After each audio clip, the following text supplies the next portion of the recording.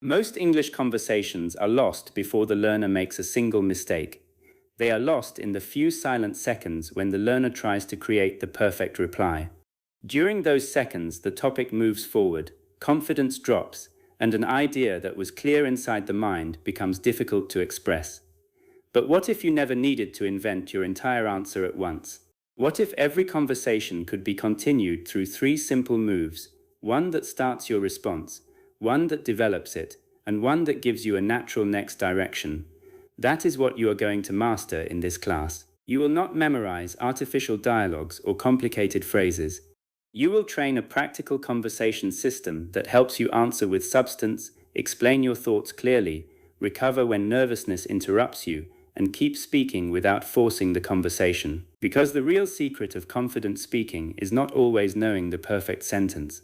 It is always knowing what to do next. So let's start. Chapter 1. Understand why conversations suddenly stop. Before you learn how to continue a conversation, you must understand why conversations stop. Many English learners believe that a conversation ends because they do not know enough English. Sometimes that is true, but it is not usually the main reason. A conversation often stops because the learner treats every question like a test. Someone asks, "What do you do?" The learner thinks, "I must give the correct answer." So the learner says, "I work in an office." The sentence is correct, the grammar is fine, the meaning is clear, but the answer gives the other person almost nothing to work with. It closes the topic instead of opening it. This is the first important lesson. A correct answer is not always a conversational answer. In a grammar exercise, a short correct answer may be enough. In a real conversation, your answer should create possibilities. It should give the listener something they can respond to, ask about, agree with, compare, or remember. Let us look at the same question again. What do you do? Instead of saying only, "I work in an office," you could say, "I work in an office for a small technology company. Most of my work involves helping customers, so I spend a lot of time solving problems and explaining things clearly." Now the other person has many possible directions. They can ask, "What kind of technology? Do you enjoy helping customers? Is your work stressful? How long have you worked there?" The conversation becomes easier because your answer has created several doors. This does not mean every answer should be long. It means every answer should contain enough life to keep the interaction moving. Many learners unknowingly use what we can call conversation-ending habits. The first habit is giving one-word answers. Did you enjoy the movie? Yes. Was the restaurant good? Fine. Do you like your job? Sometimes. These answers may be honest, but they do not help the conversation. The second habit is answering only the exact question. If someone asks, "Where are you from?" the learner says the name of the city and stops. They do not add what the city is like, what it is known for, whether they enjoy living there, or how it is different from the place they are visiting. The third habit is waiting for the other person to do all the work. The learner answers, becomes silent, and expects the listener to invent the next question. This creates pressure for both people. The fourth habit is mentally editing every sentence before speaking. The learner knows what they want to say, but they keep checking grammar, word order, pronunciation, and vocabulary. By the time they are ready, the natural moment has passed. The fifth habit is trying to sound impressive. Instead of expressing a simple thought clearly, the learner searches for advanced words. That search creates long pauses and nervousness. Strong conversation does not begin with advanced English, it begins with usable English. You need language that can come out of your mouth without a long internal meeting. You also need to change your idea of success. A successful conversation is not one in which you make no mistakes. A successful conversation is one in which meaning continues to move between two people.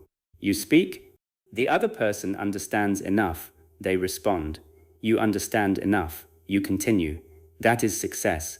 Mistakes may happen inside that process. They do not automatically destroy it. Think about conversations in your first language.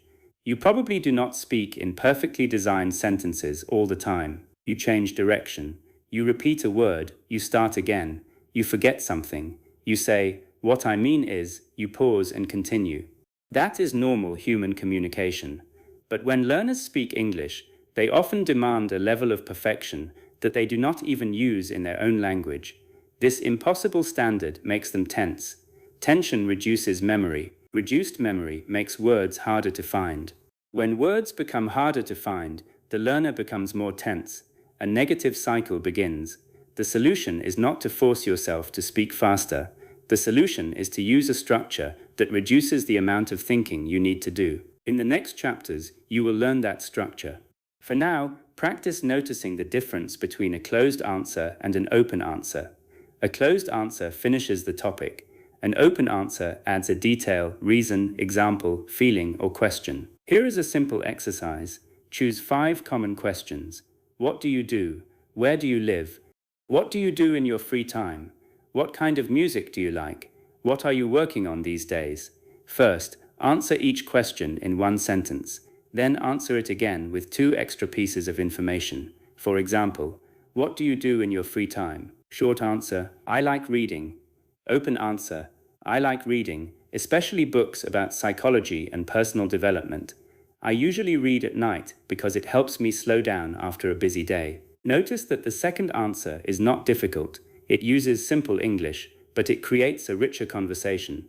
Now try another question. What kind of music do you like? Short answer, I like calm music. Open answer, I usually listen to calm instrumental music while I am working. It helps me concentrate, especially when I need to write or study for a long time. Again, the language is simple, but the answer has more direction. Your goal is not to memorize these answers forever. Your goal is to train your mind to add one more layer. When someone asks you something, do not think only, what is the answer?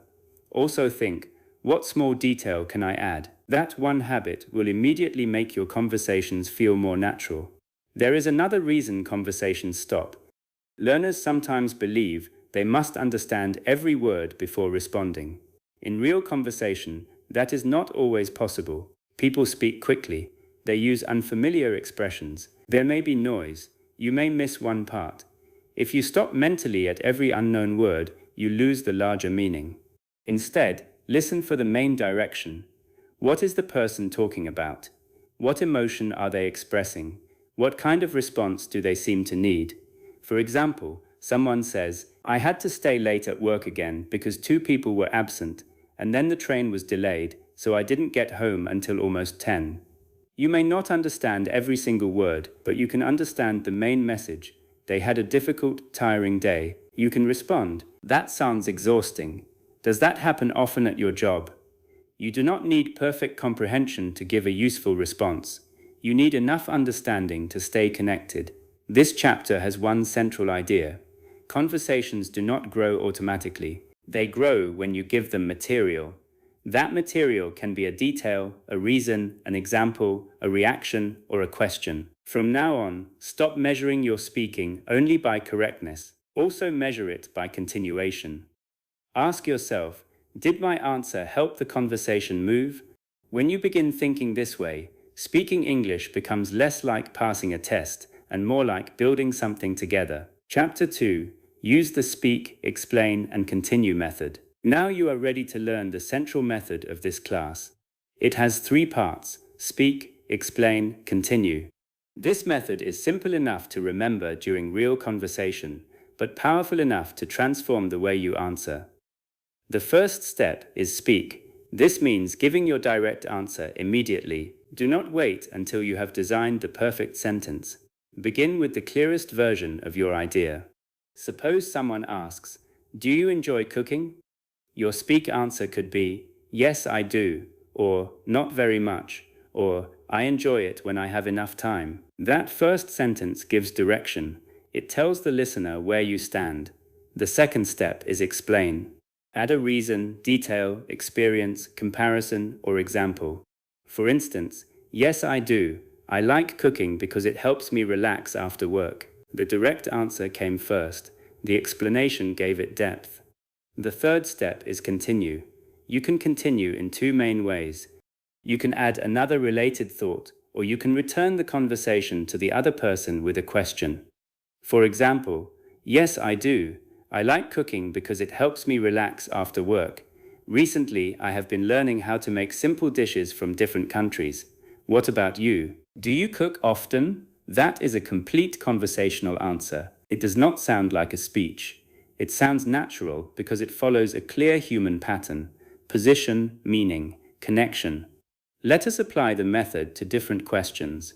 Question: why are you learning English? Speak: I'm learning English because I want to communicate more confidently. Explain: I can understand a lot already, but I sometimes struggle to express my ideas quickly. Continue: so I'm focusing more on speaking practice now. What helped you become comfortable in English? Full answer: I'm learning English because I want to communicate more confidently. I can understand a lot already, but I sometimes struggle to express my ideas quickly. So I'm focusing more on speaking practice now. What helped you become comfortable in English? Now another example. Question: did you enjoy your weekend? Speak: yes, it was very relaxing. Explain: I had been busy all week, so I decided not to make too many plans. Continue: I stayed home, cooked something simple, and watched a documentary. How was your weekend? Full answer: yes, it was very relaxing. I had been busy all week, so I decided not to make too many plans. I stayed home, cooked something simple, and watched a documentary. How was your weekend? The method also works when your answer is negative. Question: do you like working from home? Speak: not all the time.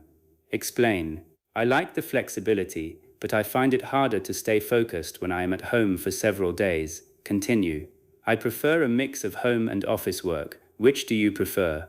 The method also works when you are uncertain. Question: would you like to move to another country? Speak: I'm not completely sure. Explain: I like the idea of experiencing a new culture, but moving away from family would be difficult. Continue: I think I would try living abroad for a short time first. Have you ever thought about moving? You do not need a strong opinion to have a good conversation. Uncertainty itself can be explained. This is useful because learners often become silent when they do not have a perfect answer. Instead of thinking, I do not know what to say, use your uncertainty as content. You can say, I have never thought about that before, but I'm not certain, although my opinion is still changing, but I don't have much experience with that. However, these phrases give you time and allow you to stay honest. Now let us make each step stronger. For speak, use a clear opening. Avoid starting with too many empty words. Instead of, well, you know, maybe, I think, perhaps, in a way, say, I think, for me, my experience has been, I would choose, I usually prefer. These openings reduce confusion. For explain, choose one of 5 tools: reason, example, experience, comparison, effect. A reason answers why. I enjoy morning walks because the streets are quiet. An example makes your idea visible. For example, I often walk near the park before breakfast. An experience connects the topic to your life. Last year, I started walking every day when I was trying to reduce stress. A comparison shows the difference. I prefer walking in the morning because evening walks feel more crowded. An effect explains the result. After I walk, I usually feel more focused for the rest of the day. You do not need all 5. 1 or 2 are enough. For continue, choose between expanding and returning. Expanding means adding one more useful thought. Returning means inviting the other person in. Strong conversationalists often do both. For example, I used to avoid public speaking because I felt nervous. Then I joined a small discussion group, and that helped me become more comfortable. I still feel some nervousness, but I can manage it better now. Do you ever have to speak in front of groups? The speaker gives information and then creates space. This balance is important. If you only ask questions, the conversation can feel like an interview. If you only speak about yourself, it can feel one-sided. The speak, explain, and continue method creates balance. Let us practice with everyday topics. Topic: food. Question: what is your favorite meal? Speak: my favorite meal is probably grilled chicken with rice. Explain: I like it because it is simple, filling, and easy to prepare. Continue: I usually add vegetables and a spicy sauce.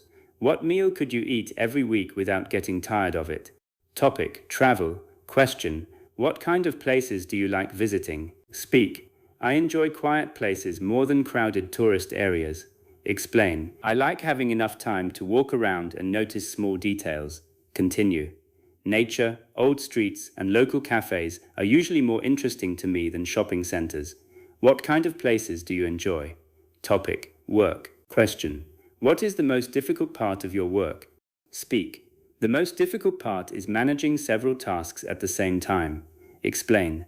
Sometimes everything feels urgent, so I have to decide what needs attention first. Continue. I have become better at planning, but unexpected problems can still change the whole day.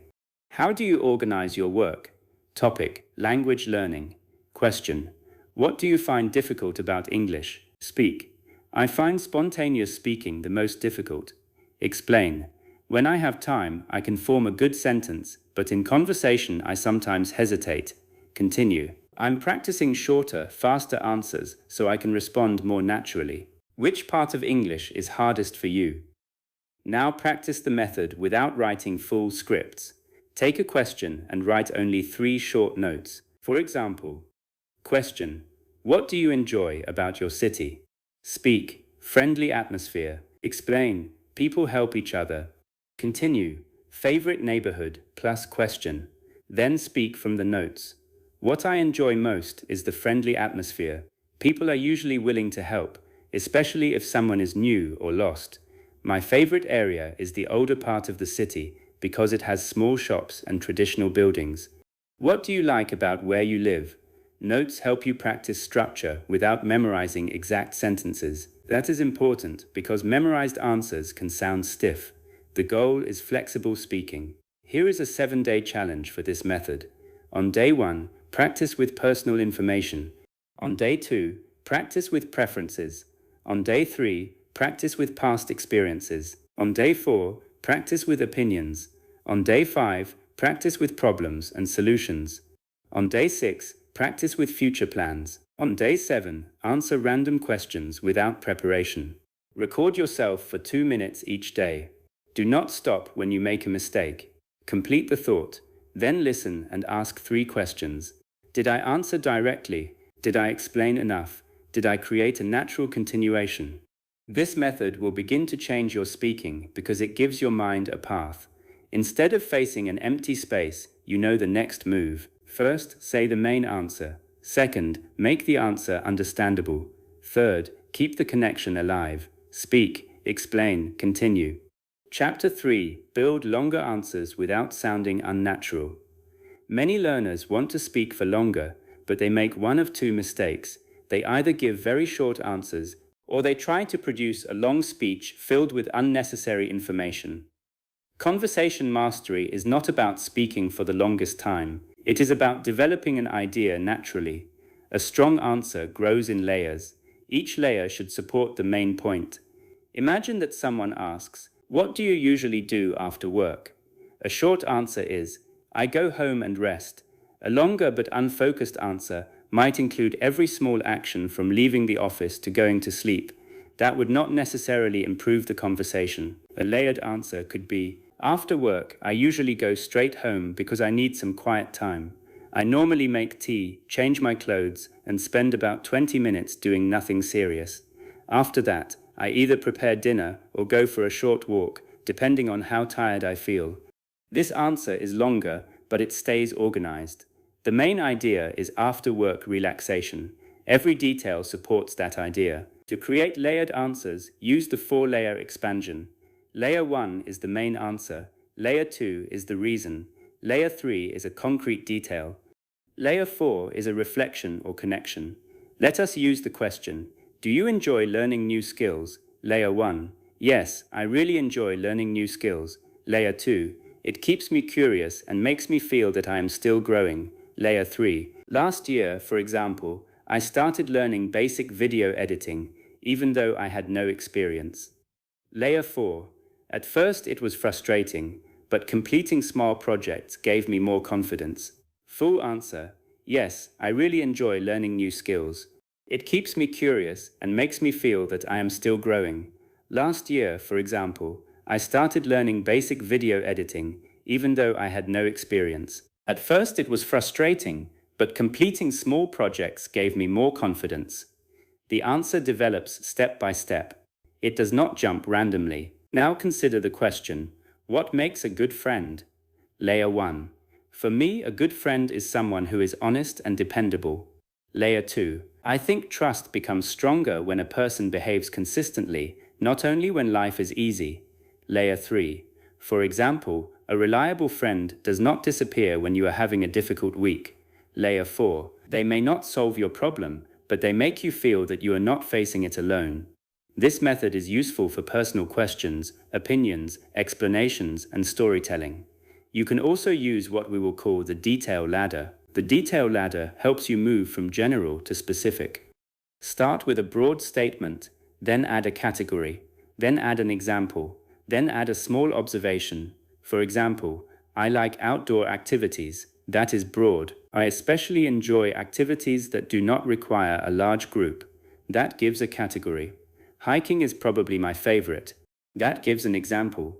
I like the moment when the noise of the city disappears and you can hear only the wind or your footsteps. That gives a small observation. Small observations make speech feel human. They are often more interesting than general statements. Compare these two answers. Answer 1. I like traveling because it is fun and educational. Answer 2. I enjoy traveling because ordinary things feel new in another place. Even buying breakfast or using public transport can teach you something about how people live. The second answer feels more alive because it includes an observation. You do not need advanced vocabulary to create depth. You need attention. Notice details from your own experience. What did you see? What changed? What surprised you? What was easier than expected? What was harder than expected?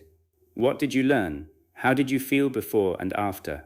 These questions provide material for longer answers. Another useful technique is the past, present, future pattern. This pattern is excellent when discussing habits, skills, plans, or personal change. Suppose someone asks, "Are you good at managing your time?" Past, I used to be quite disorganized. Present, now I plan my main tasks the night before and keep my mornings simple. Future, I still want to improve how I handle unexpected interruptions. Full answer. I used to be quite disorganized, especially when I had several deadlines. Now I plan my main tasks the night before and keep my mornings simple. It has helped a lot, although I still want to improve how I handle unexpected interruptions. Now another example. Question: do you exercise regularly? Past, I was not very active a few years ago. Present, now I walk almost every day and do short strength workouts at home. Future, I would like to become more consistent instead of exercising only when I feel motivated. This creates movement inside the answer. The listener hears a small story of change. For comparison questions, use side A, side B, and your position. Question: is it better to study alone or with a group? Side A.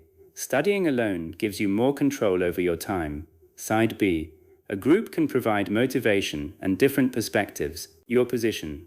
I prefer studying alone first and then meeting others to discuss difficult points. Full answer.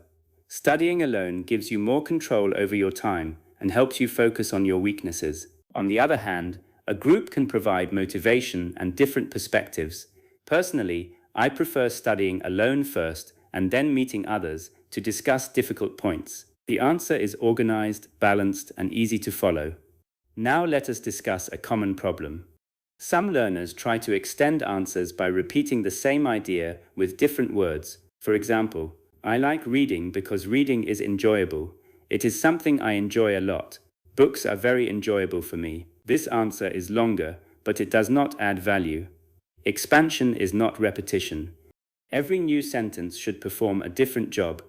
One sentence gives the answer, another explains why, another gives an example, another shows a result, another introduces a contrast, another invites the listener. When each sentence has a job, your answer feels purposeful. You can train this by labeling your sentences. After speaking, ask, was that sentence an answer, reason, example, result, contrast, or question? If 3 sentences did the same job, you probably repeated yourself. Another danger is overloading your answer with too many details. You do not need to share your entire life story in one response. Watch the listener. Do they seem interested? Do they ask follow-up questions? Do they respond with their own experience? Conversation is flexible. You can stop after 2 layers if the moment is brief. You can add more layers if the person is engaged. This is why conversation is different from a prepared speech. You adjust as you go. Here is a practical exercise called the 30-second expansion. Choose a simple question. Speak for 30 seconds. Your answer must include a direct answer, one reason, one example, one final thought. Question: what is one habit that helps you feel better? Possible answer: one habit that helps me feel better is going outside early in the morning. I spend a lot of time looking at screens, so fresh air helps me feel more awake. Even a 10-minute walk can change my mood, especially on busy days. I have learned that small habits are often easier to maintain than dramatic changes. Now repeat the same exercise with a different question. What is something you want to learn? What kind of environment helps you concentrate? What makes a conversation enjoyable? What is one challenge you have overcome? What do you value in a workplace? Do not memorize. Use the structure. After you become comfortable with 30 seconds, try 45 seconds. Then try 1 minute. The goal is not speed. The goal is organized development. You can also practice reducing an answer. Speak for 1 minute, then express the same idea in 30 seconds. This teaches control. A powerful speaker is not someone who always says more. A powerful speaker knows how much is enough. When you build longer answers, imagine that you are guiding the listener through your thoughts. Do not throw every idea at them at once. Give them one clear step, then the next. Start with the point, support it, make it visible, then connect it to something meaningful. That is how an answer becomes interesting without becoming complicated. Chapter 4. Learn how to continue when your mind goes blank. Going blank feels sudden, but it usually has a clear cause. Your attention moves away from the conversation and toward yourself. You begin thinking, is my grammar correct? Do I sound strange? What word should I use? Why can't I speak? What does the other person think of me? Your mind becomes crowded with self-monitoring. There is less space left for the message. The first way to recover is to stop treating silence like a disaster. A short pause is normal. Native speakers pause. Confident speakers pause. Thoughtful speakers pause. The difference is that they do not panic during the pause. They trust that the next idea will come. You can use natural holding phrases while you organize your thoughts. For example, let me think about that for a moment. That's an interesting question. I've never considered it in that way. The first thing that comes to mind is, there are a few ways to answer that. These phrases are not empty when used honestly. They give your brain time. Suppose someone asks, what is the biggest lesson you have learned from failure? You may need a moment. You can say, that's an interesting question. The first thing that comes to mind is that failure usually shows you what your plan was missing. Now you have entered the answer. Another recovery tool is restarting clearly. Sometimes you begin a sentence and lose control. Instead of forcing the broken sentence to continue, restart. Say, let me say that more clearly. What I'm trying to say is, let me put it another way. I started that badly. My main point is, these phrases are extremely useful. They allow you to repair your speech without apologizing for your English. For example, I think working at home is, because when you can restart. Let me put it another way. Working from home is convenient, but it can become isolating if you rarely meet other people. Clear restart. Clear message. Another tool is simplification. When you cannot find the exact word, do not stop. Describe the meaning using easier language. Imagine you forget the word appointment. You can say, I have a meeting with the doctor tomorrow. You forget the word receipt. You can say, the paper they give you after you pay. You forget the word deadline. You can say, the final date when the work must be finished. You forget neighborhood. You can say, the area around my home. This is not weak English. This is communication skill. Even advanced speakers sometimes describe a word they cannot remember. The ability to explain a missing word is more valuable than knowing a large number of words that you cannot access under pressure. To train this skill, choose common objects and describe them without saying their names. For example, a charger. It is a small device or cable that gives power to your phone. A calendar. It shows the days, weeks, and months, and people use it to plan events. An umbrella. You carry it when it is raining to keep yourself dry. Then practice abstract words. Patience.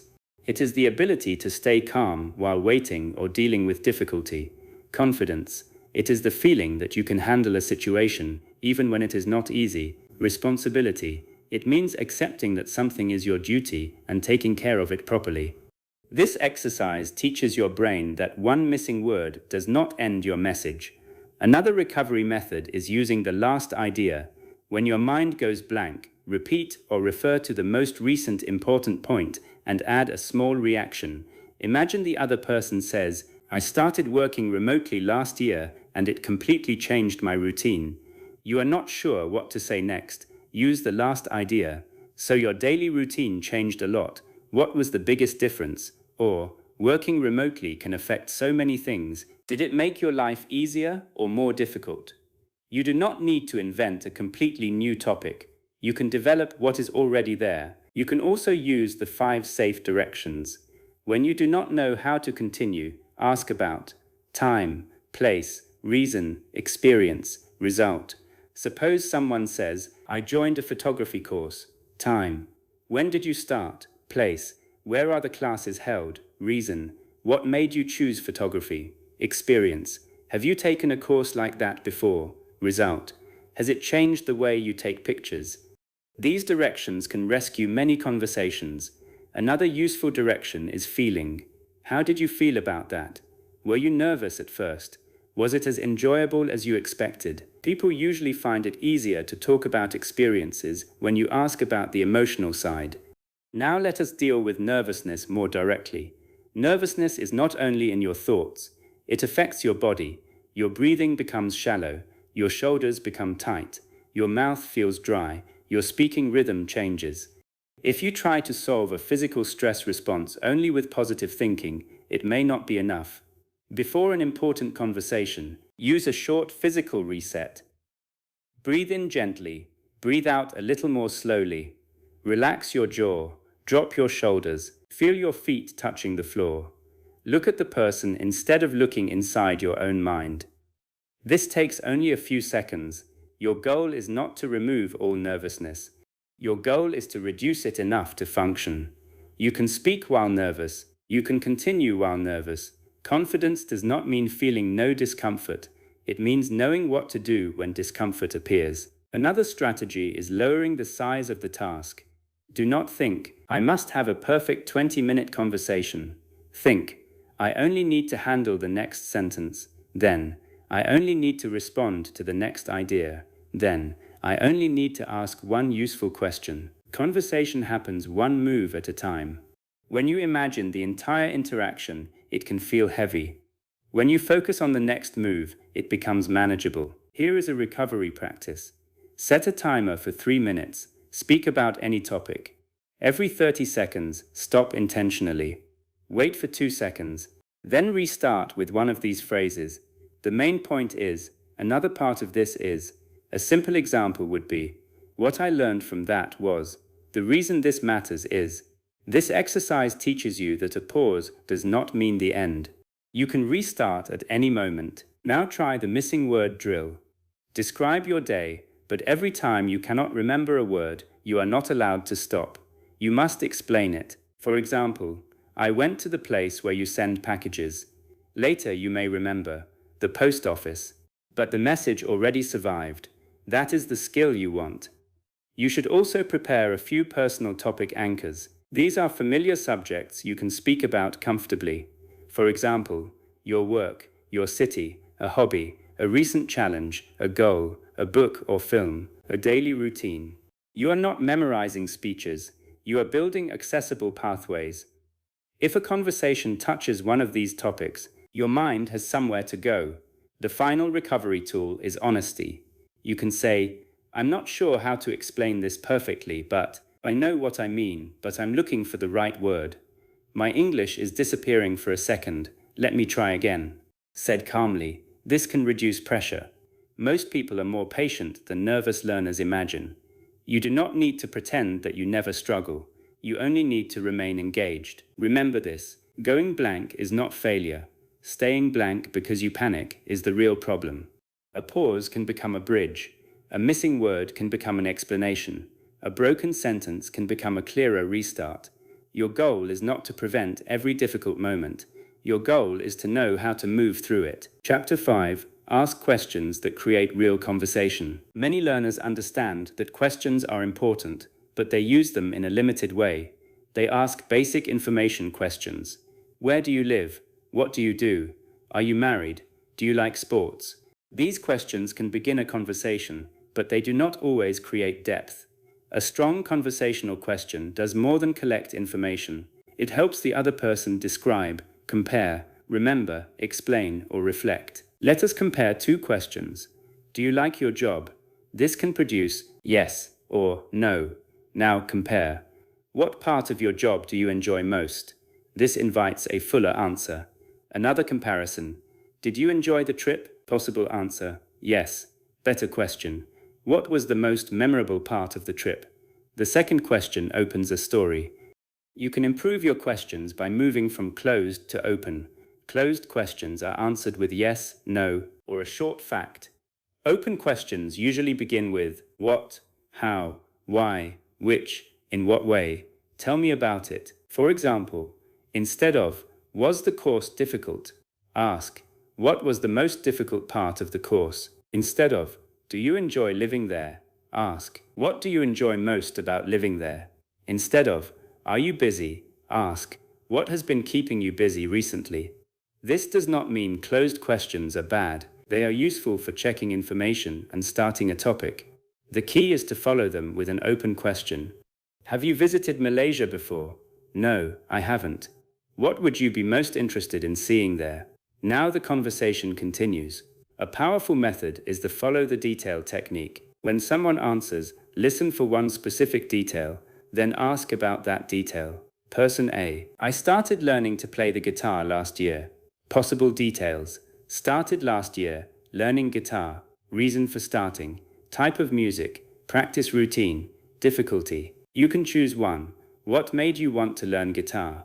Or, what kind of music are you learning to play? Or, how often do you practice? The question grows naturally from what they said. This shows that you are listening.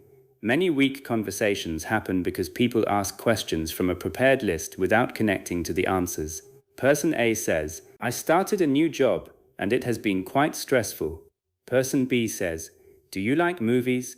The second question ignores the first person's experience. A better response is, what has been the most stressful part so far? The conversation feels connected. Another valuable question type is the comparison question.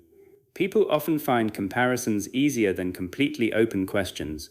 For example, do you prefer working alone or with a team?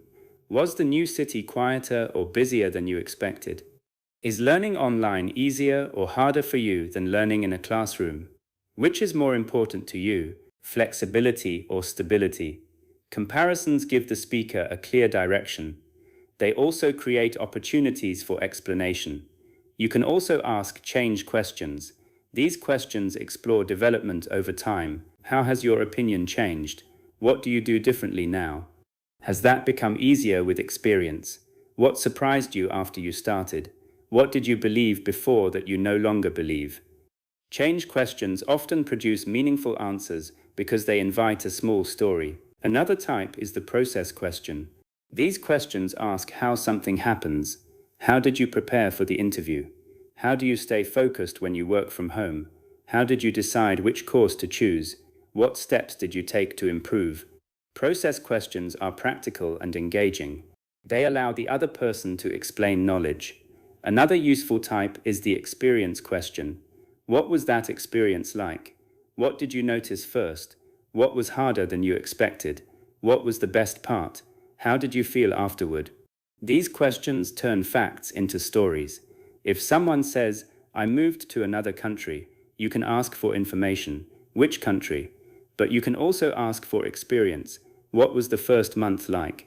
The second question often leads to a richer conversation. There are also reflection questions. These should be used naturally and not too early with strangers.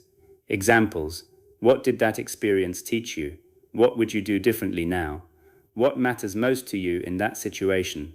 What advice would you give someone facing the same problem? Reflection questions deepen the topic.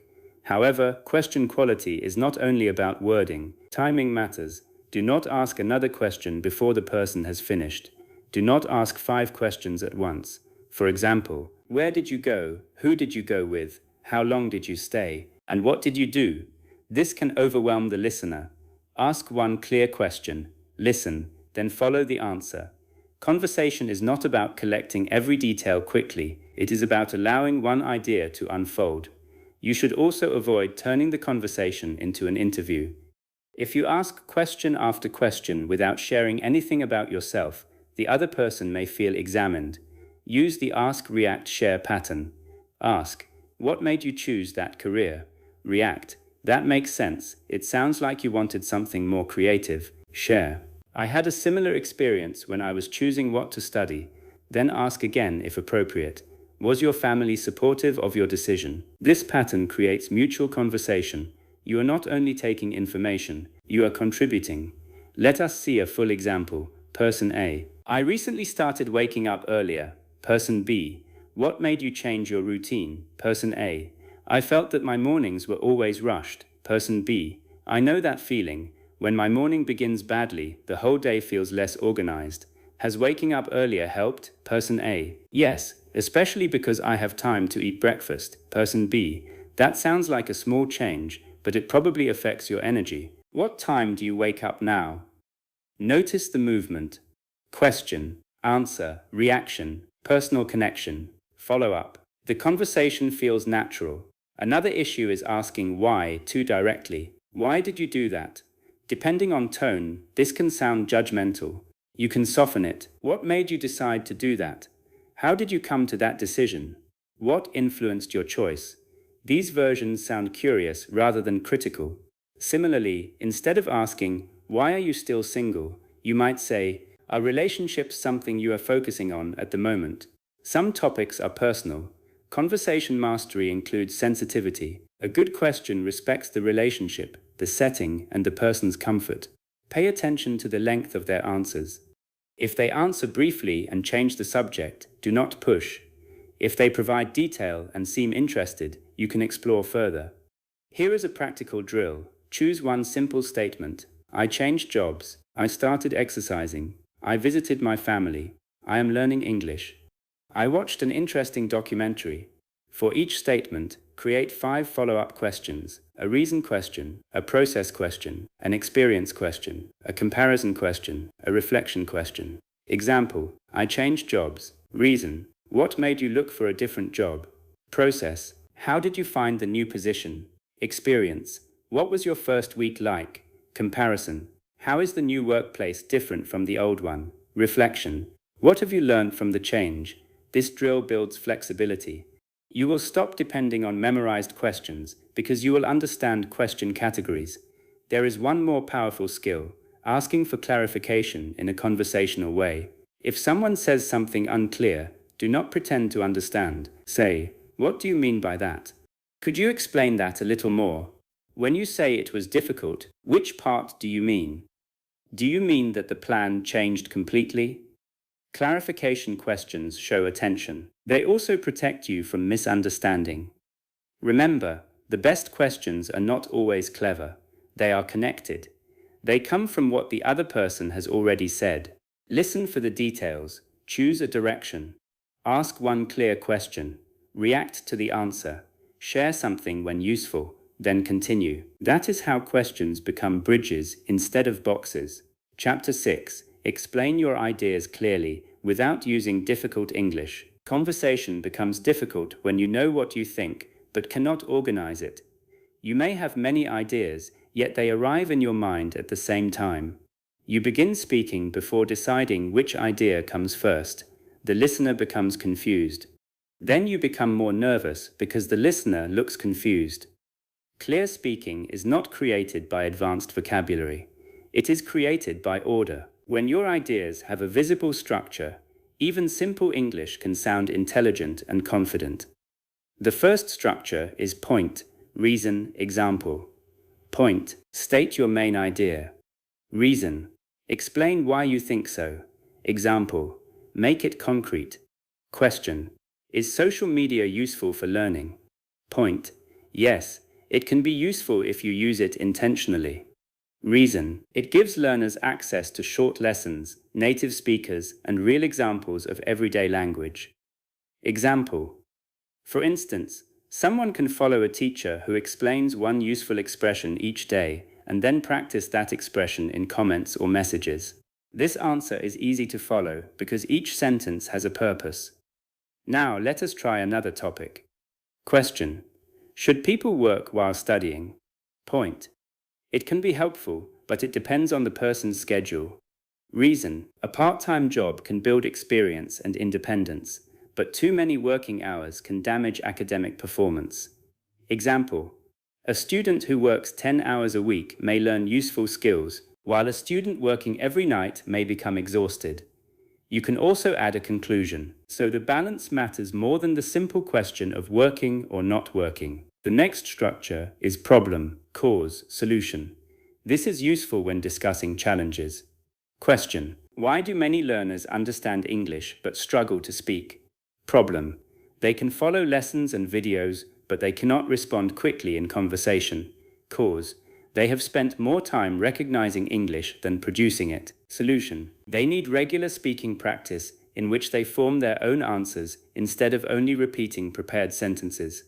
This structure helps you explain complex situations clearly. Another example, problem, many people feel tired even after sleeping for enough hours. Cause, their sleep may be interrupted, their schedule may change constantly, or they may use screens late at night.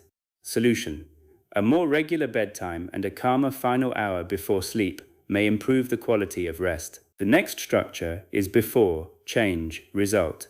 This works well for personal stories and progress. Before I started planning my week, I often forgot small tasks. Then I began writing my 3 main priorities every Sunday evening. As a result, I became more organized and less stressed. You can use this structure to discuss learning, health, work, confidence, and habits. The next structure is idea, contrast, position. This is useful when a topic has 2 sides. Some people believe working under pressure improves performance. Others feel that pressure reduces creativity and causes mistakes. I think a small amount of pressure can create focus, but constant pressure usually damages the quality of work. You acknowledge different views before explaining your own.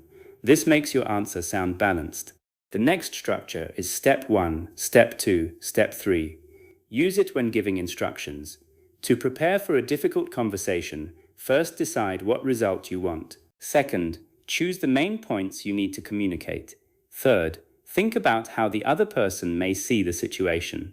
Simple sequence words make explanations easier. First, next, after that, at the same time. However, because of this, as a result, in the end, on the other hand, for example, in other words, these phrases are not only grammar tools, they are road signs for the listener. They show where your thought is going.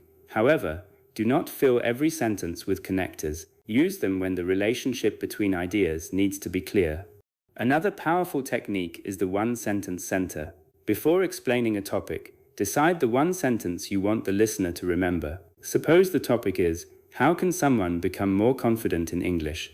Your one-sentence center might be, confidence grows when you collect evidence that you can handle real communication. Every explanation should support that sentence. You might say, confidence does not usually appear before practice. It develops after you survive many small conversations, express ideas imperfectly, and realize that communication can continue.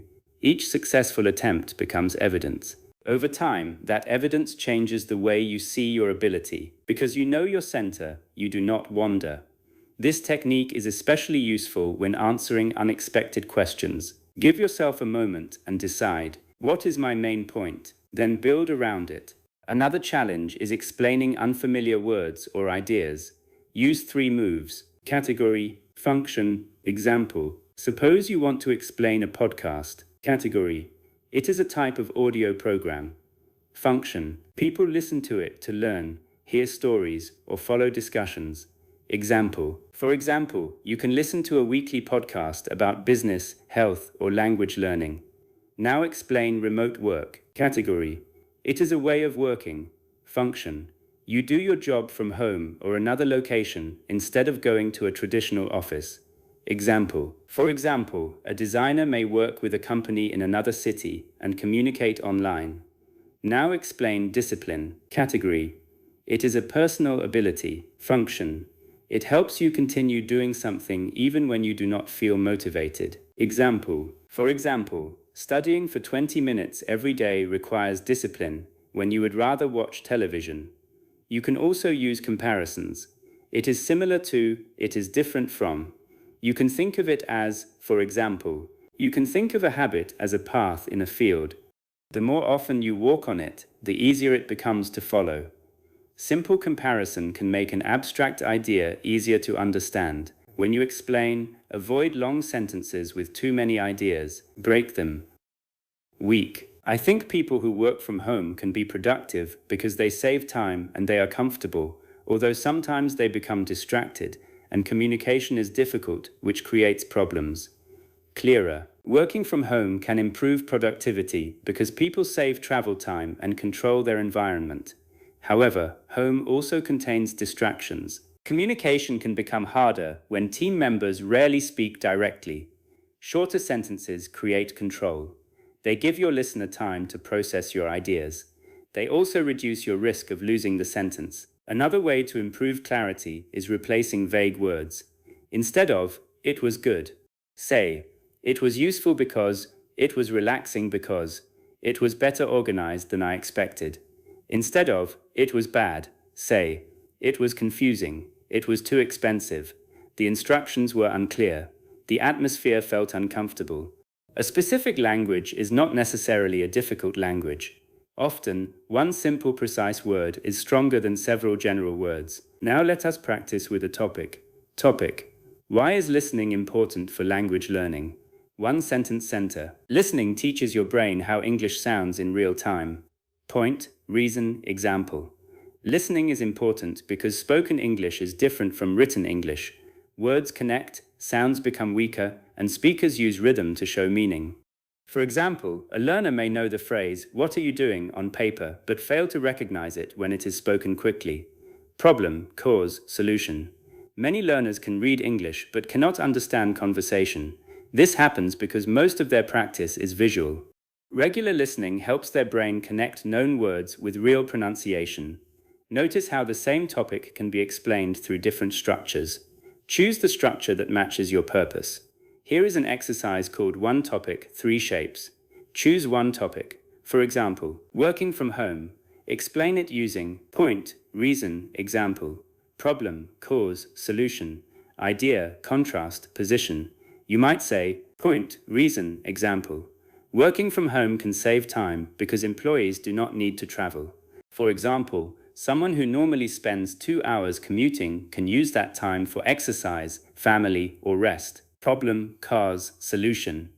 Some remote workers struggle to separate work from personal life. This happens because the office and home are in the same space.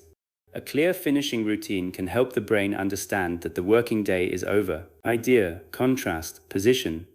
Some people feel more productive at home, while others need the structure of an office. I think a flexible system works best because different tasks require different environments. This drill improves mental organization. It teaches you that clear speaking is not about finding more words. It is about arranging the words you already know. When you begin an explanation, do not chase every thought. Choose your center, choose your structure, move one step at a time. Clarity gives you confidence because you know where the sentence is going. It also gives the listener confidence because they know where your idea is going. Chapter 7. Turn small talk into meaningful conversation. Some learners dislike small talk because it feels shallow. They want to discuss interesting ideas, but they do not know how to move from simple topics into deeper conversation. Small talk is not the enemy, it is the entrance. It helps two people test comfort, interest, and energy. The problem is not starting with weather, work, or weekends. The problem is staying at the surface for too long. A conversation can move through 4 levels. Level 1 is fact. Level 2 is preference. Level 3 is experience. Level 4 is meaning. Let us begin with a simple topic. Weekends. Fact. What did you do this weekend? Answer. I visited my sister. Preference. Do you enjoy quiet weekends or busy weekends? Experience. What do you and your sister usually do together? Meaning. Has your relationship changed as you have become older? The conversation moves gradually. You do not jump immediately from, "How was your weekend?" to a deeply personal question. You follow the person's comfort and interest. Let us use another topic. Food. Fact. What did you have for lunch? Preference. What kind of food do you enjoy cooking? Experience. Did you grow up eating that kind of food? Meaning. Is there a meal that reminds you strongly of your family? The deeper question grows from the simpler topic. This feels natural because the connection is visible. Another topic. Work. Fact.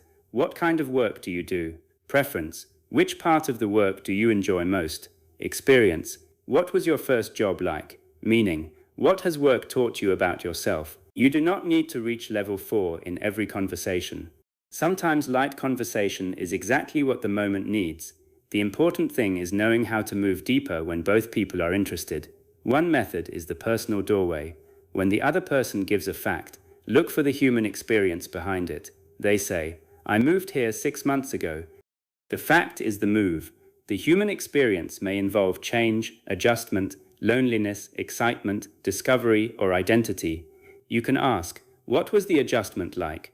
What surprised you after moving? What do you miss most about your previous home?" They say, "I am studying engineering." The human experience may involve motivation, difficulty, ambition, family expectation, or curiosity. You can ask, "What made you choose engineering? Which part of the subject interests you most? Was it always the field you wanted to enter?" These questions invite a person, not only information. Another method is the shared meaning bridge.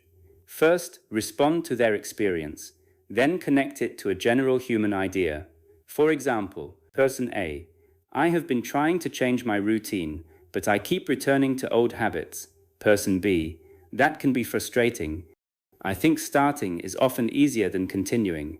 What usually makes you return to the old routine?" The response moves from the specific situation to a broader truth and then returns to the person. Another example, person A, "I moved to a new team at work." Person B, "Joining a new group can make you feel like a beginner again, even when you already know the job. Has the team been welcoming?" The statement adds understanding before the question. This makes the conversation feel less mechanical. You can also deepen conversation by naming the emotion carefully. "That sounds disappointing. You must have felt relieved. That seems like a difficult decision. I can imagine that was exciting and uncomfortable at the same time." Be careful not to tell people what they definitely felt. Use language that leaves space. "That sounds, I imagine, it seems, were you?" For example, "That sounds frustrating. Were you angry or mostly tired of the situation?" The person can correct you. Emotional accuracy creates connection, but emotional assumption can create discomfort. Another key skill is sharing the right amount. Meaningful conversation requires some openness from both people. If you always ask deep questions but reveal nothing, the conversation may feel unbalanced. Use small, relevant self-disclosure. Person A, "I find it difficult to make friends in a new place." You might say, "I understand that. When I entered a new environment, I often waited for other people to approach me, which made the process slower." What part has been hardest for you? You share enough to create trust, then return the focus. Do not take over with a longer story unless the other person seems interested. Another way to deepen conversation is asking about turning points. What changed your mind? When did you realize that? Was there a moment when things became easier? What made you finally take action? Turning point questions often reveal the most interesting part of a story. Suppose someone says, "I used to hate public speaking, but now I enjoy it." You can ask, "What changed?" They may describe a teacher, an experience, a failure, a class, or a new mindset. That is more engaging than asking only, "How often do you give presentations?" Another method is exploring values without making the question too formal. Instead of asking, "What are your core values?" ask, "What matters most to you when you choose a job? What kind of people make you feel comfortable? What do you respect most in a leader? What makes a place feel like home to you? What does a successful life look like for you?" These questions reveal values through everyday language. You should also learn to recognize conversational signals. A person who wants to continue may give longer answers, add details you did not request, ask you a question in return, smile or lean forward, return to an earlier point, say, "That reminds me." A person who wants to stay light or finish may give very short answers, look away repeatedly, change the subject, check the time, avoid asking anything back. Conversation mastery includes knowing when not to deepen. Respect is more important than getting an interesting answer. Here is a useful practice called the depth ladder. Choose a basic topic and write 4 questions. Topic: daily routine. Fact: what time do you usually start your day? Preference: do you prefer slow mornings or active mornings? Experience: have you ever changed your routine successfully? Meaning: what kind of morning helps you feel that your day belongs to you? Topic: learning. Fact: what are you learning now? Preference: do you prefer learning from books, videos, or practice? Experience: what is something you struggled to learn at first? Meaning: how has learning changed the way you see yourself? Topic: travel. Fact: where did you travel most recently? Preference: do you prefer planned trips or flexible trips? Experience: what is one travel experience you still remember clearly?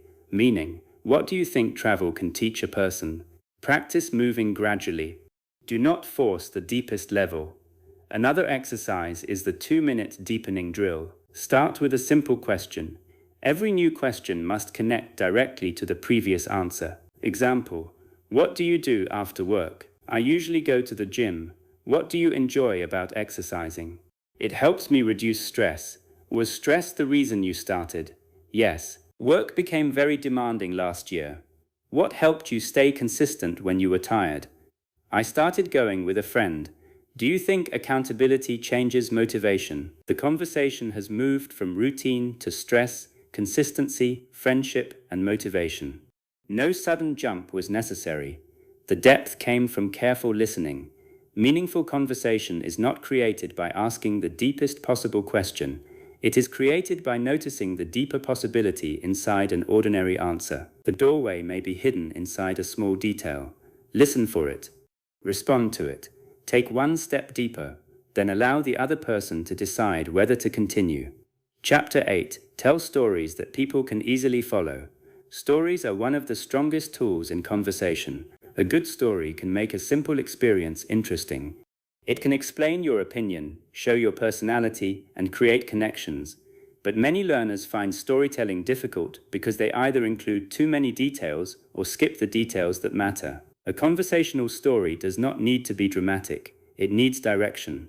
Use the 5-part story path. Part 1, setting.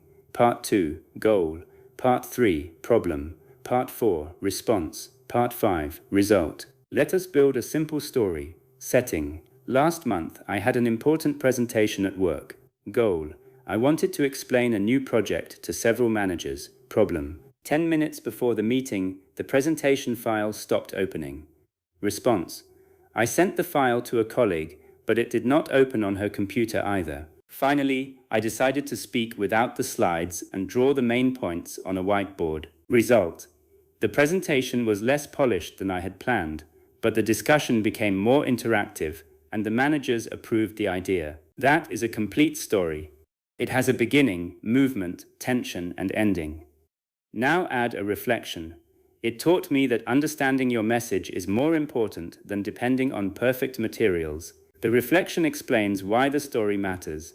Let us look at the importance of each part. The setting answers: when, where, who was involved. Give only the information necessary to understand the story.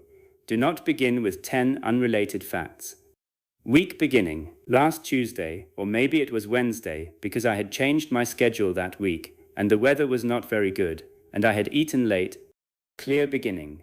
Last week, I went to a job interview in another part of the city. The goal answers. What did you want? Why were you there? What were you trying to do? I wanted to arrive early and review my notes before the interview. The problem creates movement. What changed? What became difficult? What surprised you? The bus broke down halfway there. The response shows action. What did you do? What did you think? How did you adapt? I got off the bus, called a taxi, and contacted the company to explain that I might be a few minutes late. The result closes the story. What happened? How did it end? What changed? I arrived just in time, and the interview went better than I expected. This structure prevents the story from becoming a list of events.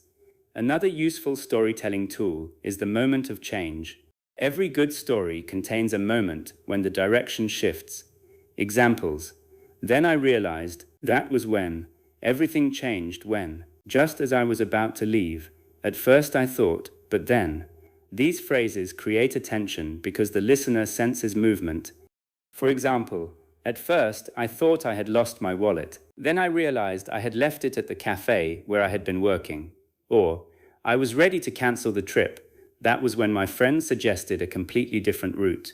Do not overuse dramatic language. The moment of change can be small. Its purpose is to show the turning point.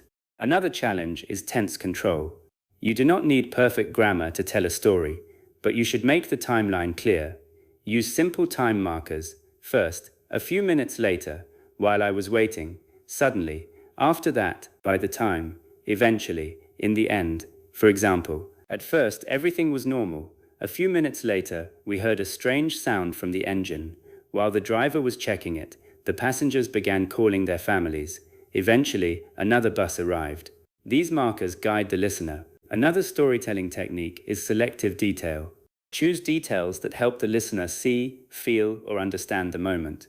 Instead of, the room was uncomfortable, say, the room was extremely quiet and I could hear the clock behind me. Instead of, I was nervous, say, my hands felt cold and I kept reading the same sentence in my notes. Instead of, the market was crowded, say, people were moving in every direction and every shopkeeper seemed to be calling to someone. You do not need many details. One or two precise details are stronger than a long description. Dialogue can also bring a story to life. You do not need to report every word. Use one important line. For example, the manager looked at me and said, forget the slides, just explain the idea. Or, my friend called and said, do not leave yet. I am 10 minutes away. Dialogue creates immediacy. However, keep it short. Conversation is not a movie script. Another tool is the listener check. If your story is longer, make sure the listener is still with you. You can say, so far everything is going well. That was the strange part. Here is where the problem started. These phrases organize the story and renew attention. Now let us turn an ordinary experience into a story. Basic statement. I missed my train. Story. Last Friday, I had to travel to another city for a family event. I reached the station early, bought some coffee, and sat near the platform. I was so focused on answering messages that I did not notice the platform had changed. When I finally looked up, I saw my train moving away from the other side of the station. I had to wait 2 hours for the next one. Since then, I always check the information screen twice. The event is ordinary, but the structure makes it engaging. Now another. Basic statement. I learned to cook. Story. When I first moved away from my family, I could prepare only 2 or 3 simple meals. I kept ordering food, which became expensive. One evening, I decided to learn one new dish every week. The first few attempts were not very good, but I wrote down what went wrong each time. After several months, cooking became something I enjoyed rather than something I avoided. Again, setting, problem, response, result, reflection. You can use stories to answer many common questions. Why did you choose your career? Tell the story of a moment that influenced you. What was your school experience like? Tell a story that represents it. How did you become interested in English? Describe the beginning and the change. What is one mistake that taught you something? Tell the event and lesson. What was your first day at work like? Use setting, expectation, problem, response, and result. Stories also help when expressing opinions. Instead of only saying, preparation is important, you can tell a short story. I once attended a meeting without preparing because I thought the topic would be simple. When someone asked for specific numbers, I could not answer. Since then, even 10 minutes of preparation feels valuable. The story becomes evidence. Here is a practice called the 1-minute story. Choose a personal event. Write only 5 notes: setting, goal, problem, response, result. Then speak for 1 minute. Do not write full sentences. For example, setting, first week at new job, goal, impress manager, problem, misunderstood task, response, asked colleague, corrected work, result, learn to clarify early. Now tell it. During my first week at a new job, I wanted to show that I could work independently. My manager gave me a task, and I began immediately without asking many questions. After 2 hours, I realized I had understood one important part incorrectly. I asked a colleague for help, corrected the work, and finished later than planned. The experience taught me that asking a clear question at the beginning can save a great deal of time. After you practice 1-minute stories, try 30-second stories. Shortening teaches you to identify what matters. Then try 2-minute stories. Lengthening teaches you to add useful detail without losing direction. Another exercise is telling the same story for different purposes. Story: you missed a flight.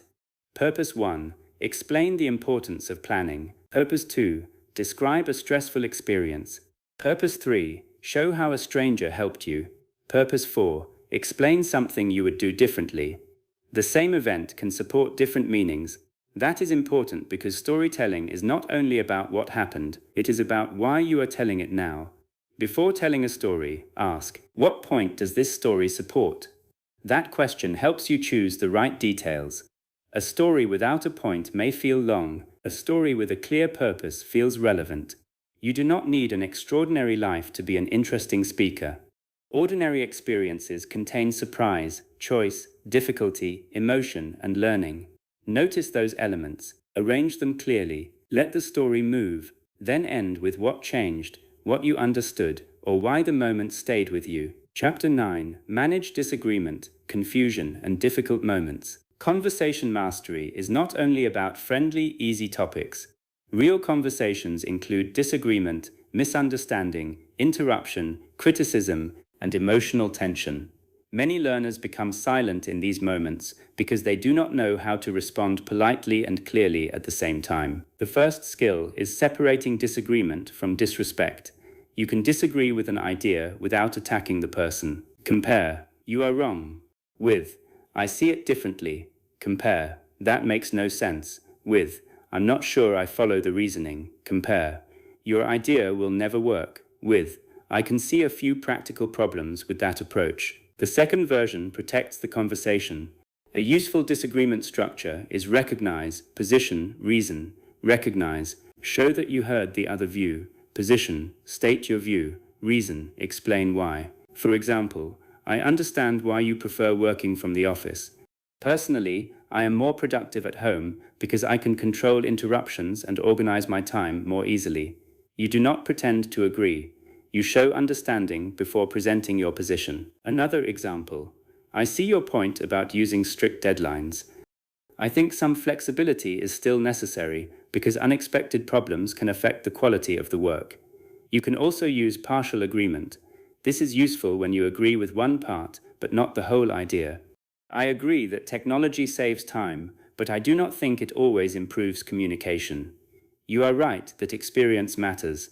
At the same time, new employees can sometimes notice problems that experienced people no longer see. I agree with the general goal, although I am not convinced that this is the best method. Partial agreement reduces unnecessary conflict. Another useful tool is asking for the reason behind the opinion. Instead of immediately defending yourself, say, what makes you see it that way? Which part concerns you most? Could you explain what you think would happen? Is your main concern the cost or the timing? This helps you understand the real disagreement. Sometimes two people appear to disagree, but they are focusing on different parts of the issue. One person is worried about speed, The other is worried about quality. Once the difference is clear, the conversation becomes easier. Now let us talk about confusion. If you do not understand, do not continue as if you do. Use clarification phrases. Could you say that again more slowly? Do you mean that the meeting has been cancelled? I understood the first part, but I missed what you said after that. When you say flexible, what would that look like in practice? Could you give me an example? Specific clarification is better than saying only, I don't understand. It tells the other person exactly what you need. You can confirm the meaning with a summary. So, if I understand correctly, you want us to finish the first stage this week and review the results next Monday. Let me check that I understood. You are not against the idea itself, you are worried about the timing. This prevents mistakes. It also shows careful listening. Now consider interruption. Sometimes you are speaking and someone interrupts you. In friendly conversation, this may be natural. In meetings or serious discussions, you may need to protect your turn. You can say, let me finish this point, and then I'd like to hear your view. I'll come to that in a moment. Just one more sentence. That is related to what I'm explaining. Let me complete the idea first. These phrases are polite but clear. If you interrupt someone accidentally, repair it. Sorry, please continue. I interrupted you. What were you saying? Please finish your thought. This small repair maintains respect. Another difficult moment is receiving criticism. Your first reaction may be to defend yourself immediately. Instead, pause and separate the useful information from the emotional feeling. You can say, could you give me a specific example? What would you like me to do differently? I understand the concern. Let me explain what happened. That is useful feedback. I need a little time to think about it. You do not have to agree with every criticism, but you should understand it before responding. If the criticism is unfair, use fact, impact, request. Fact. Describe what happened without exaggeration. Impact. Explain the effect. Request. State what you need. For example, when the schedule changed yesterday, I was not informed until the final hour. That made it difficult to prepare the report properly. In the future, could you message me as soon as the time changes? This is clearer than, you always tell me everything too late. Words like always and never often create defensiveness. Specific facts are stronger. The same structure works in personal situations. When plans are cancelled without a message, I feel unimportant and I lose time that I could have used differently. Could you let me know earlier next time? Calm clarity is more effective than emotional accusation. Another difficult situation is saying no. Learners sometimes use long explanations because they are afraid of sounding rude. A respectful no can be simple. Thank you for asking, but I won't be able to join. I appreciate the invitation, but I already have plans. I cannot take on another task this week. I'm not comfortable with that arrangement. You may add a short reason, but you do not need to defend your decision with a long speech. When appropriate, offer an alternative. I cannot meet on Thursday, but I am free Friday morning. I cannot finish the entire report today, but I can send the first section. I am not able to help with that project, but I can recommend someone. Another essential skill is ending a topic that has become uncomfortable.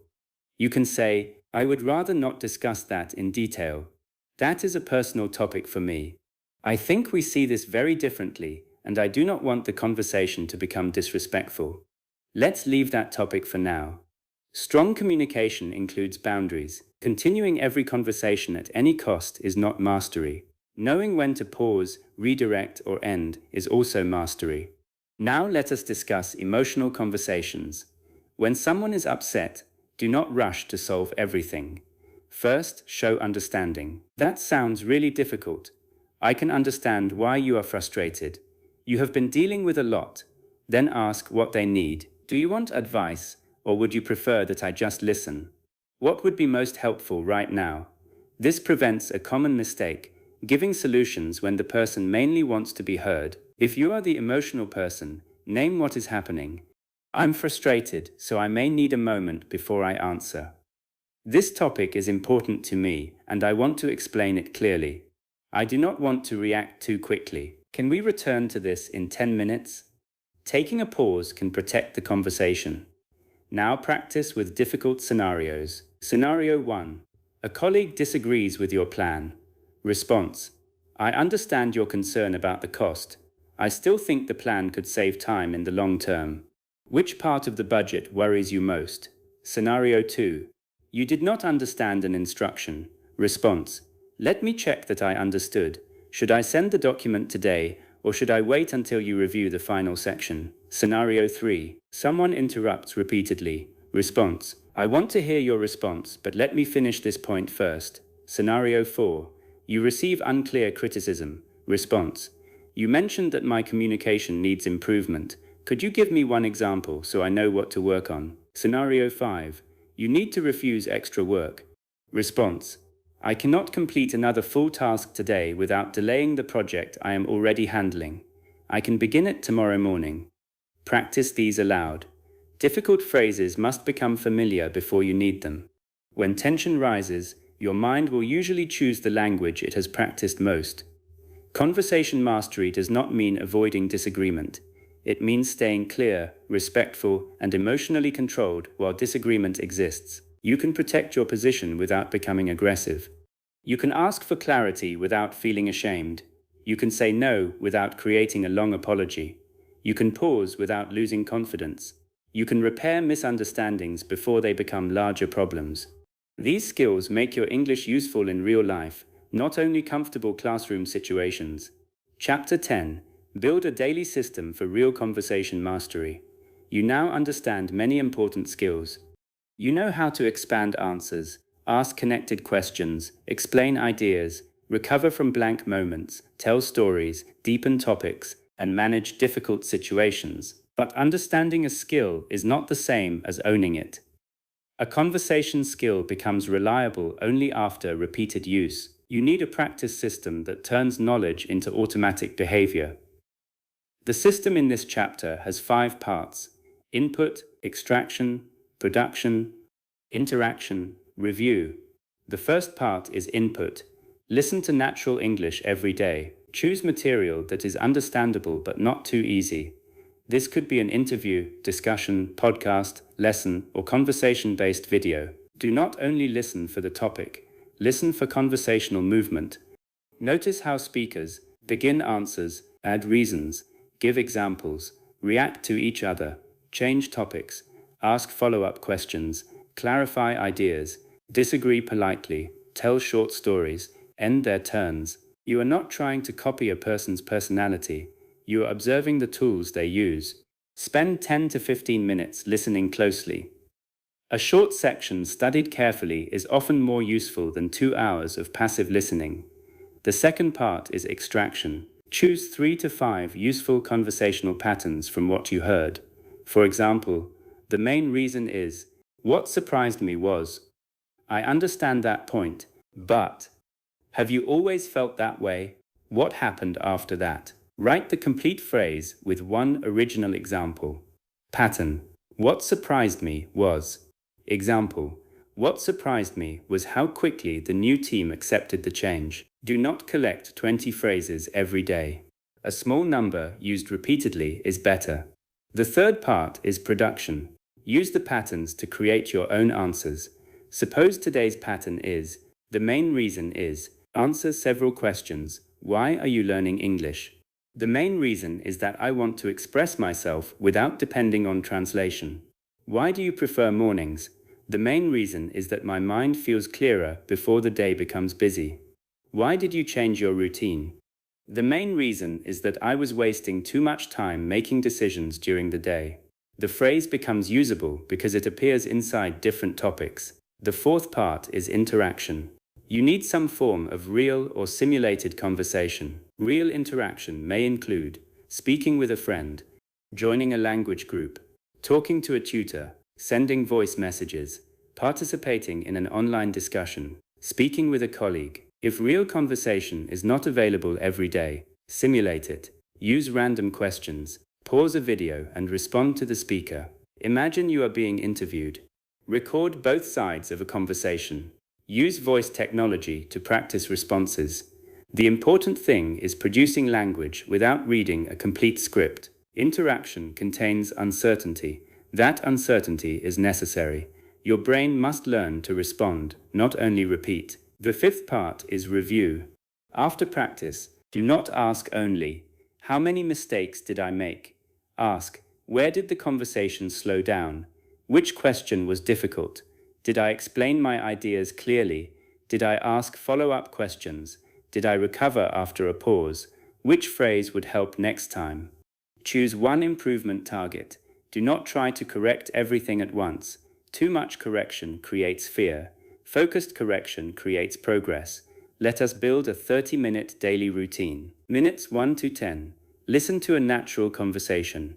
Minutes 11 to 15. Extract 3 useful patterns. Minutes 16 to 20. Create personal examples. Minutes 21 to 27. Speak on one topic or answer random questions. Minutes 28 to 30. Review one strength and one improvement. This routine is simple enough to repeat. Consistency matters more than occasional long practice. Now let us create a weekly focus. Monday, answer expansion. Practice speak, explain, and continue. Tuesday, follow-up questions. Listen for details and ask connected questions. Wednesday, clear explanations.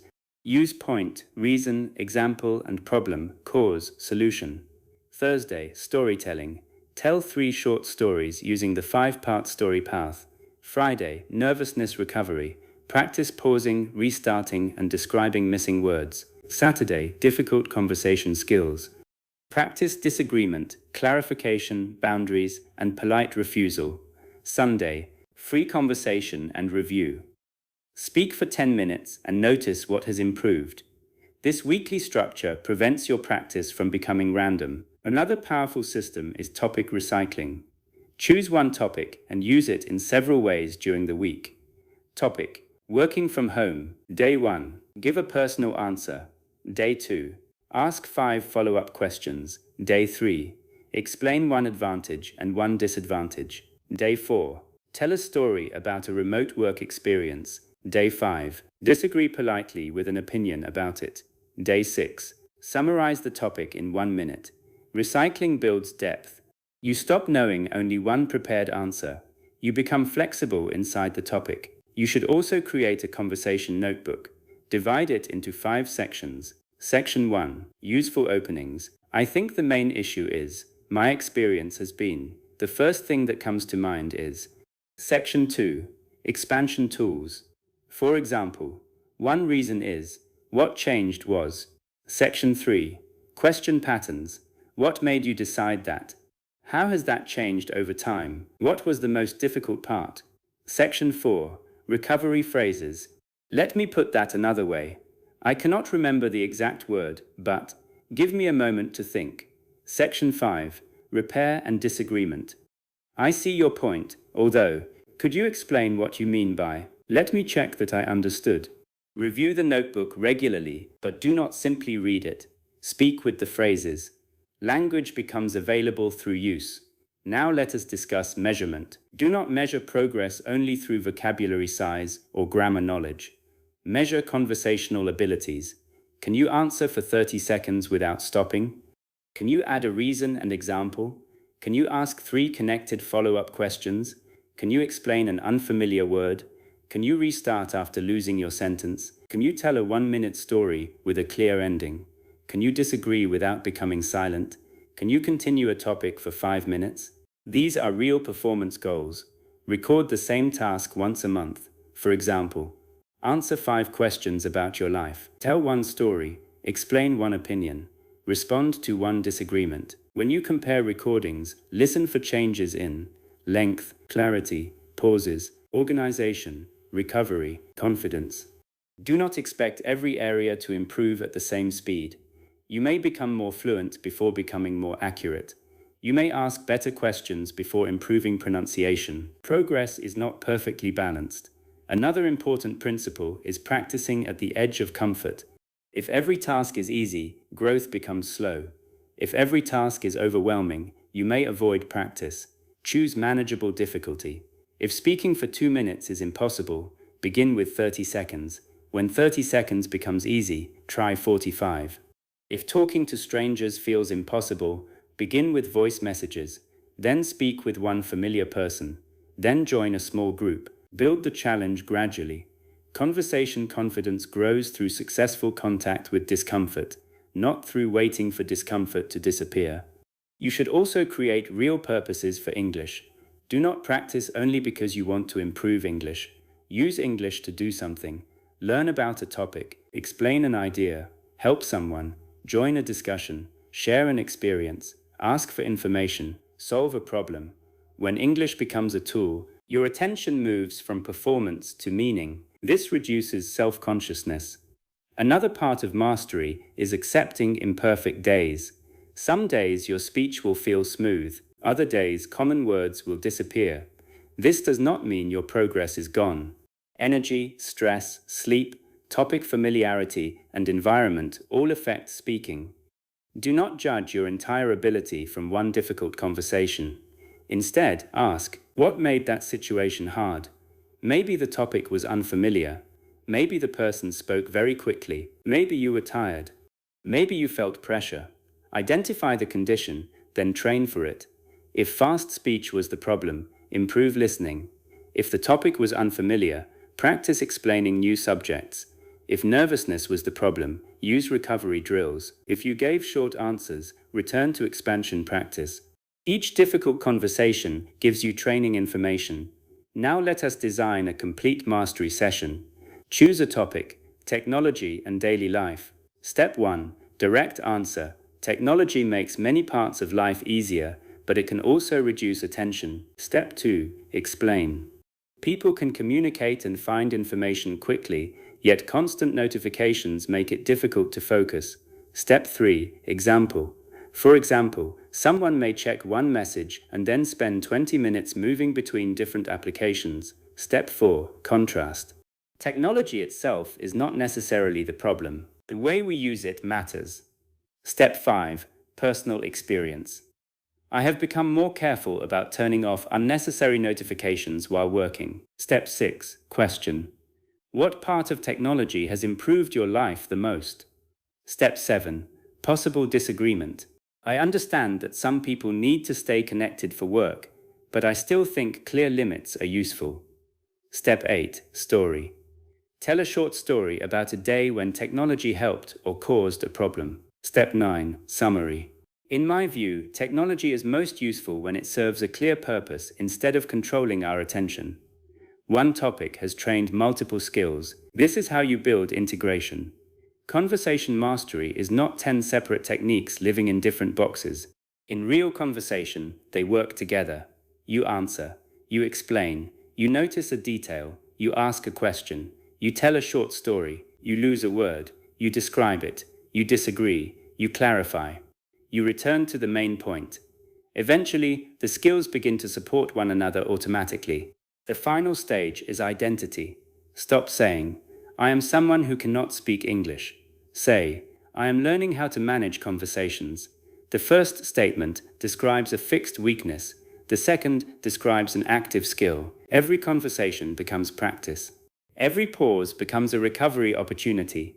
Every misunderstanding becomes clarification training. Every difficult question becomes a chance to organize your thinking. You do not need to wait until you feel ready. Readiness grows through use. Start with the next answer. Add one reason. Give one example. Ask one connected question. Stay for one more sentence. Then do it again tomorrow. That is how conversation mastery is built. The next time a conversation begins, do not search for perfect English. Find your next move. Give a clear answer. Explain what you mean. Add a useful detail.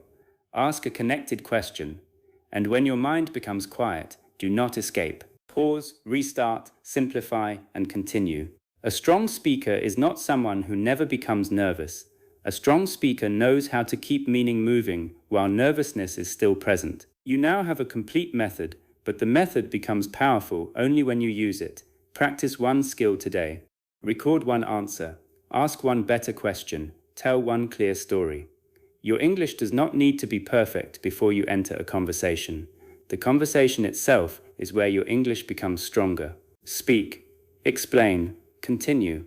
Then stay in the conversation long enough to discover what you are capable of saying.